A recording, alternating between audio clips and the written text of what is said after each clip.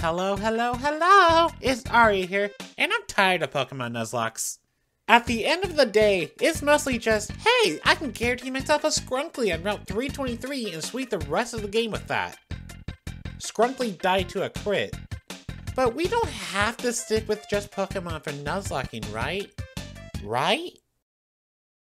Yeah, you can mention all day that RPGs are good for Nuzlocking, but I'll just say they aren't going to be the main focus of what I talk about today.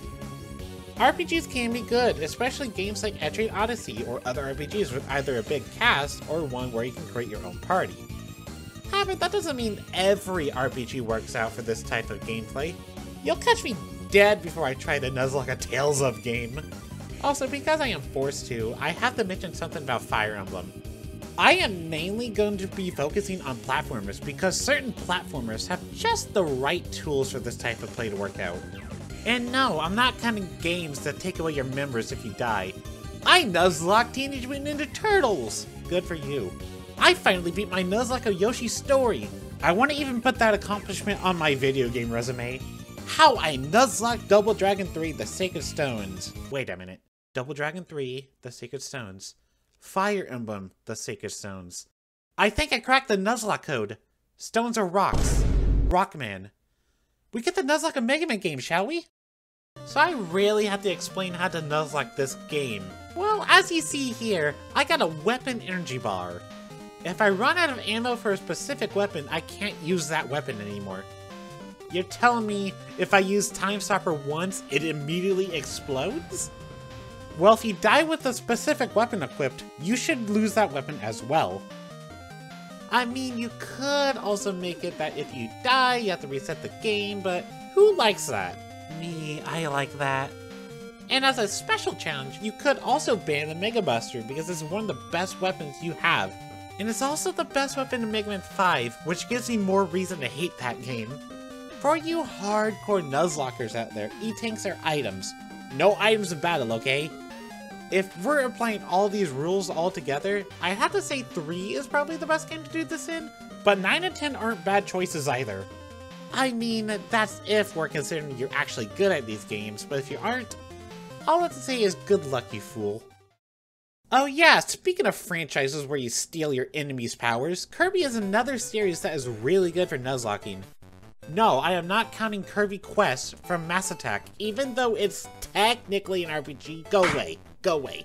You can actually apply the only one encounter per route rule with saying only one power-up per room. Or if you're more chaotic, per stage. The second you lose that power-up, it's gone forever. Wow, a game series with the classic 2 Nuzlocke rules. That's amazing. Well, besides that, bonus rules include either dying means reset or simply taking damage while ability-less means a reset. And you can tell how sadistic that second rule is. You may be forced to take a sword when dueling Meta Knight, so hey, it's not my fault if you use that ability beforehand. Just remember what game you're playing. Also, not every Kirby game works particularly well.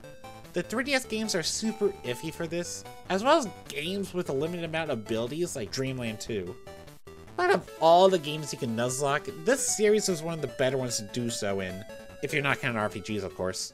There's probably a lot more games out there that work really well for a Nuzlocke, but this is going to be the last one I mention. Not because I'm lazy, but applying the Nuzlocke rules to games is quite difficult, but I'm not safe.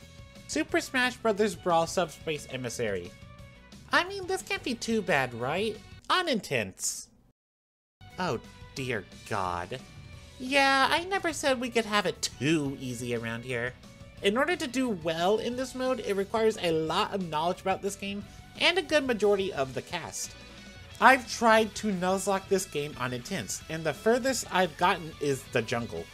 And even then, taking a single death early on will put you at a massive disadvantage. If you were to try this challenge, please start on easy. You'll thank me later.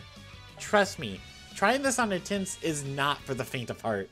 Well, with all that out of the way, now you might have some more ideas about a future Nuzlocke. Next, I suppose you'll be doing a Nuzlocke of games like the Game of Life. If something bad happens to you, a family member dies. Or what about a Nuzlocke of real life? You can only talk to the first person you find in each public area, and if you die, well, you know the rest. I'm doing all these Nuzlocks before I even think about trying to Nuzlock a ROM hack. But I have one more question before something bad happens and my Nuzlocke ends. If you really think about it, does chess technically count as a Nuzlocke? Oh hey, what's that funny boulder in the sky?